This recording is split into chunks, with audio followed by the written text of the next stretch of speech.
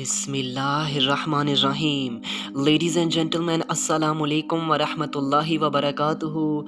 नाज़रीन कराम, जैसा कि आपको मालूम है कि हम कुरान करीम के चैप्टर नंबर 16 सूरह अल-नहल की रोशनी में the existence of God, the oneness of God पर डिस्कशन करते आ रहे हैं।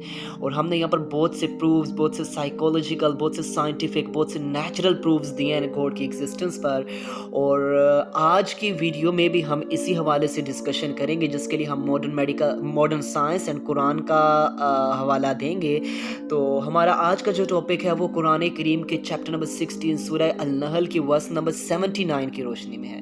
तो आप सबसे गुजारिश है कि अगर आपको हमारा मैसेज पसंद आए तो हमारे इस पैगाम को अपनी कम्युनिटी के दीगर अफराद तक भी शेयर कीजिए और इस कार खैर में हमारा साथ दीजिए। तो आइए बिना टाइम वेस्ट किए अपने आज के इस यूनिक से टॉपिक की जानिब बढ़ते हैं।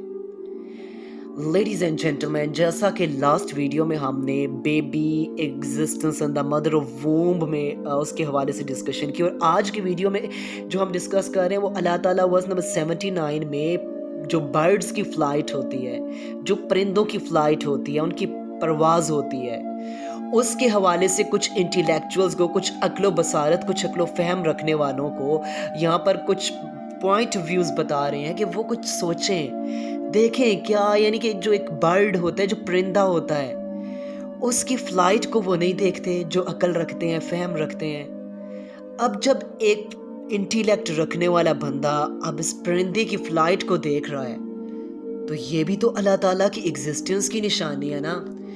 आप देखें कि किस तरह बेशक कोई कम से कम वेट वाला बर्ड हो या कोई हैवी से हैवी जिसकी जिसामत भी बड़ी हो जो परिंदे की, लेकिन वो हवा में उड़ने की अहलियत अल्लाह ताला ने उसे दे रखी है तो वो ज़रूर उड़ेगा। वो अपने हैवी वेट की वजह से भी गिरेगा नहीं अगर अल्लाह ताला ने उसे उड़ने की कैपेसिटी, उसे सलाहियत दे रखी है। अब यहाँ पर हम कुछ मॉडर्न फिज़िक्स की रोशनी में डिस्कस करते हैं, मॉडर्न साइंस की रोशनी में डिस्कस करते हैं कि किस तरह से अल्लाह ताला ने क्या सलाहियत इन्हें दी है जिसकी बिना पर ये एक सक्सेसफुल फ़्लाइट करते हैं हवा में। देखें, हर चीज़ तो उड़ नहीं सकती ना। क्या इंसान उड़ सकता है?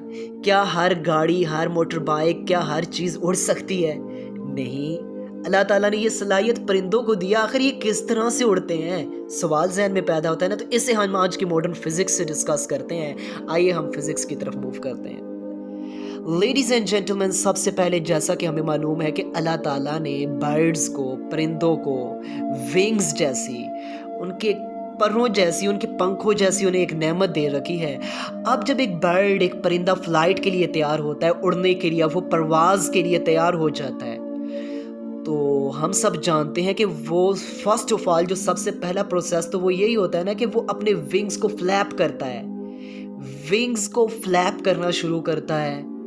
उसके बाद जो सबसे इम्पोर्टेंट प्रोसीजर है वो ये कि वो जो फोर्स ऑफ ग्रेविटी होती है, जो कशिश सकल होती है, उसके अगेंस्ट अपने आप को मूव कराता है, उसके खिलाफ अपने आप को मूव कराता है, और उसके अगेंस्ट और साथ ही विंग्स को तो फ्लैप करता है, ग्रेविटी के अगेंस्ट भी अपने आप को मूव कराता है, लेकिन उसकी जो मूवमेंट होती है वो साथ फॉरवर्ड भी होती है, आगे की जानिब।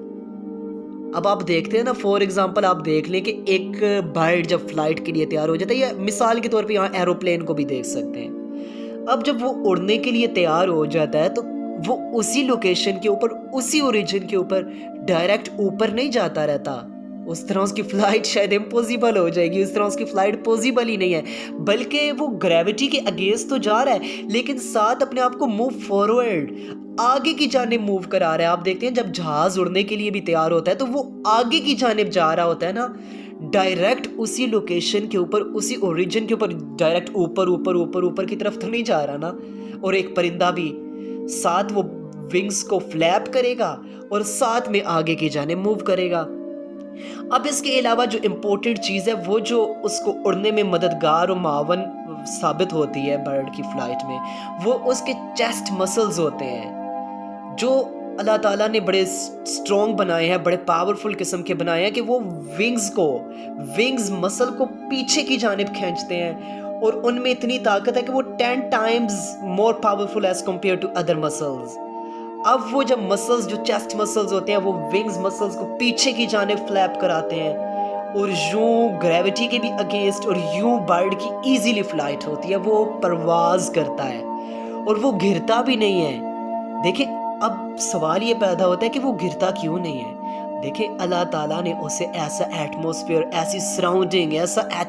ایسی سراؤنڈنگ فلیکسیبل پرووائڈ کی ہے جس میں اس کی فلائٹ سکسیسفل ہوتی ہے، وہ گرنے نہیں پاتا۔ وہ مالک کی وہ عظیم ذات ہے جو اسے گرنے نہیں دیتی۔ اب چلیں برڈز جو ہیں یہ تو میں بھی شاید آپ کہیں کہ ان کے تو جو ویٹ ہے وہ بڑا کم ہوتا ہے، بہت کم ویٹ ہوتا ہے۔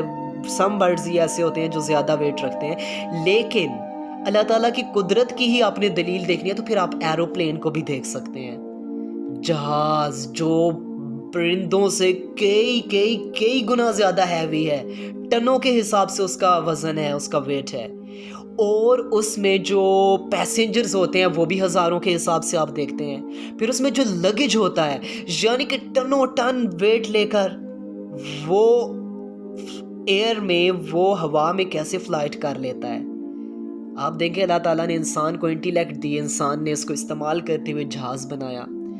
اب ٹھیک ہے یہ بات ماننے کی ہے کہ جہاز میں موسٹلی اس کی مشینری کی وجہ سے ہی وہ فلائٹ کرتا ہے، ظاہر سی بات ہے، لیکن جب اس کی وہ مشینری بے شک جتنی بھی پاورفل ہو، اس سے مالک کی جانب سے، اللہ تعالیٰ کی جانب سے وہ فلیکسیبل سراؤنڈنگ، وہ فلیکسیبل انوائرمنٹ ہی نہ ملے تو جہاز بھی فلائٹ نہیں کر سکتا جب تک اسے وہ فلیکسیبل قسم کی سراؤنڈنگ نہ مل جائے۔ اب ایئر میں ظاہر سی بات ہے ایئر پریشر ہوتا ہے، جہاز کے ونگز کا، اس کے جو پر ہوتے ہیں اس کا بھی بہت کمال ہوتا ہے۔ اسی بنا پر نا اگر یہ سارا ایٹماسفیئر، یہ ساری سراؤنڈنگ اسے نہ ملے تو اس کی فلائٹ سکسیسفل ہو ہی نہیں سکتی، چاہے جتنی جدید اس میں مشینری ہو۔